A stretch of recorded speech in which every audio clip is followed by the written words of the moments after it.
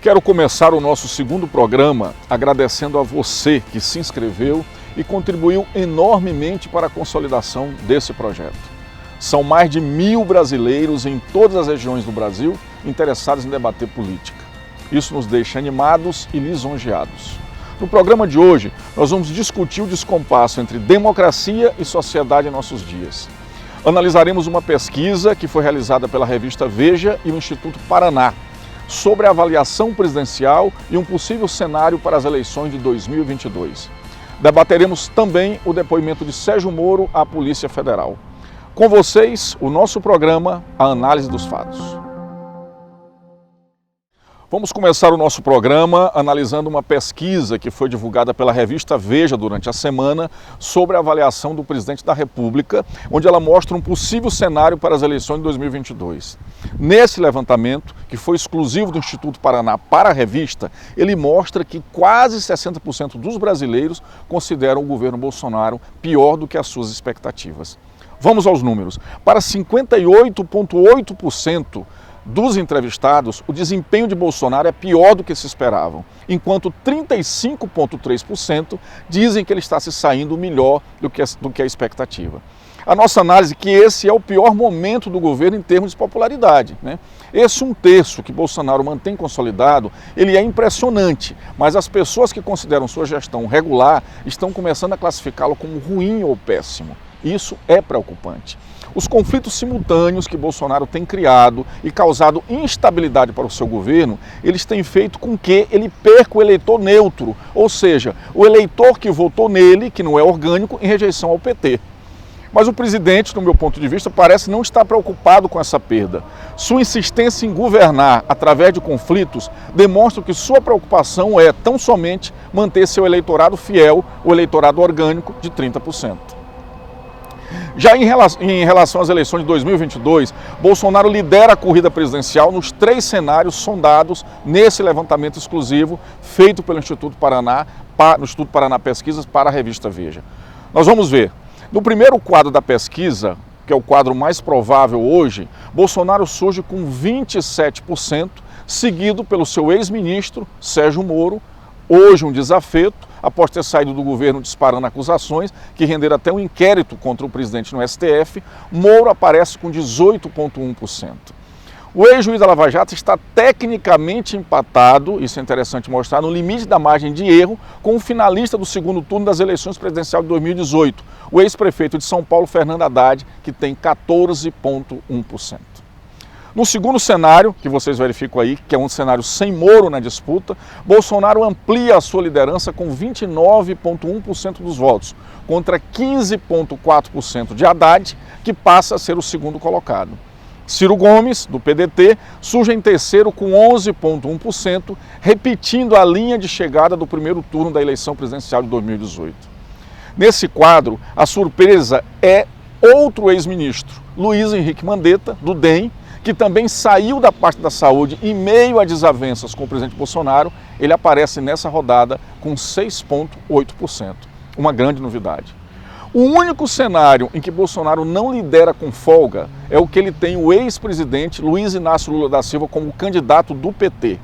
Nesse caso, ele também aparece numericamente à frente, com 26,3% das intenções de voto, mas empatado tecnicamente com o petista, que tem 23,1%. Nesse cenário, Moro surge em terceiro com 17,5%. Neste momento, Lula não pode ser candidato porque está inelegível. Lula está enquadrado na lei da ficha limpa por ter sido condenado em 2 instâncias. A pesquisa ela foi feita entre os dias 26 a 29 de abril e já captou a crise política desencadeada com as saídas rumorosas de Moro do governo. Desde que assumiu o governo, mesmo com os tropeços variados que tem dado no exercício do cargo, Bolsonaro tem conseguido manter sempre algo em torno de 30% do eleitorado, o suficiente para levá-lo a um segundo turno em qualquer hipótese no quadro de hoje. Para convencer o restante do eleitorado, no entanto, Bolsonaro terá que superar a crise atual e melhorar a avaliação da sua gestão.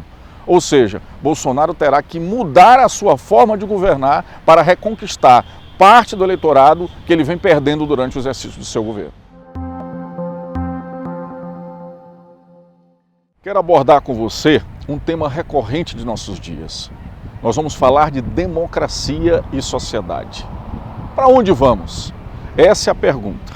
Ao ouvirmos gritos a favor do ato institucional número 5, o AI-5, do fechamento do Congresso e do Supremo Tribunal Federal, cabe nos perguntar: será que essas pessoas sabem o que estão dizendo? Será que elas querem perder suas liberdades individuais em troca de um projeto de poder pessoal, de uma autocracia? Vamos começar explicando que a democracia, o funcionamento dos três poderes é que garante as nossas liberdades individuais, garante o debate e os novos consensos, o direito de eu estar aqui falando para vocês. Será que essas pessoas querem perder essa liberdade? O país e o mundo hoje parecem em desacordo. As guerras culturais e a defesa de pessoas, pseudo-líderes e não de nação, ganharam muitos adeptos. Construir consensos é um ideal indissociável das democracias. Ao contrário dos regimes de força, que impõem visões de mundo únicas, democracias contemplam uma pluralidade de modos de vida, de identidades coletivas e individuais, com seus anseios, suas aspirações e suas urgências. É apenas na democracia, graças ao debate público, ao esclarecimento e ao convencimento do outro, que variadas identidades formam arranjo de maiorias e minorias para buscar o acordo, a tolerância e a harmonia. Contudo, o que ocorre quando identidades religiosas, raciais, de gênero ou de comportamento e cultura tornam-se tão radicalizadas que a sociedade não encontra mais o consenso? O que acontece quando reinam a intolerância e o extremismo, onde deveriam triunfar os direitos de todos, o respeito mútuo e a igualdade na diferença? Quando a sociedade envereda por este caminho, o caminho das guerras culturais, é a própria democracia que corre riscos. Já faz meio século que política de ações afirmativas e movimentos identitários tem sido parte essencial da busca por uma sociedade baseada em direitos e oportunidades para todos. O problema surge quando um tipo qualquer de identidade produz seus próprios critérios de superioridade moral e exclusão do outro, inviabilizando os acordos e consensos mínimos que garantem a vida e a força das sociedades moral em função de temas de gênero, raça e identidade sexual. As guerras culturais marcam a migração de temas éticos para o centro do debate público. O sentido e os limites da arte, a natureza do casamento, a família, o papel da mulher e do homem na sociedade passam a ser matéria de acirrados debates político-partidário e governamental, não mais se restringindo à esfera dos indivíduos ou da sociedade civil. Sobre esses temas, garanto, não haverá acordo em uma grande sociedade plural. E essa falta de acordo, ela distorce a democracia e cria um ambiente de embate que envereda ao surgimento de líderes autoritários. Da Revolução Francesa até aqui, foram mais de 200 anos de construção social, trazendo luz à razão, com o objetivo de construirmos uma sociedade equilibrada, plural, harmônica. Os últimos anos tentam quebrar tudo isso. Precisamos ter muito, mas muito cuidado para saber o que queremos e para onde vamos. Durante a semana, foi divulgado na íntegra as mais de 8 horas de depoimento do ex-ministro Sérgio Moro à Justiça Federal em Curitiba. A nossa análise é que esse depoimento, ele parece ser apenas o início de investigações que virão contra o presidente, e ainda é muito cedo para avaliarmos todos os seus impactos.